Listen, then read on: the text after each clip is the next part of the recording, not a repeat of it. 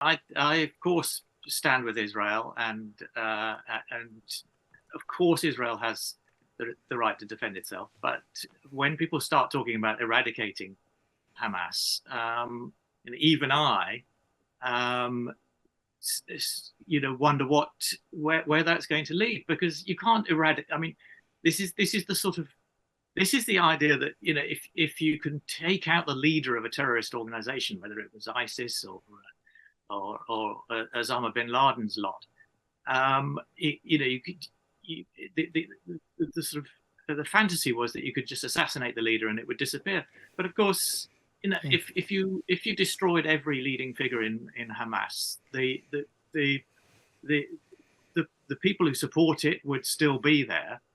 You can't kill them all, and you have to, in the end, negotiate. And also, the idea of eradicating Hamas and rescuing the hostages seems incompatible. So, at some point, people are going to have to talk and negotiate. And also the point that Ian just made about saying, look, at some point, we will have to look at what legitimate Arab opinion is. And what's really difficult about that is there is a split, of course, between the Palestinians as well. There's a regional split between the Gaza Strip and the West Bank. There's a big divide between Hamas and Fatah. Who actually knows what the Palestinian people want, and how do people engage it? I spoke to Jack Straw last week on my show, and he said at some point in the future, and probably going on behind the scenes, they will have to probably sit down, because at the moment Hamas is the sort of leading light in with a lot of Palestinian people. They were voted for. He said at some point it's possible, if you do want to get some peace in the future, you might have to sit down with Hamas.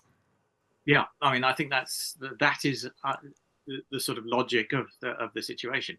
I mean, yes, Hamas were voted for, but it was rather a long time Yeah. ago. It was in 2005, and they abolished elections since. So because they know perfectly well they would not be elected again. But I mean, Fatah's not much better. I mean, it doesn't have elections either.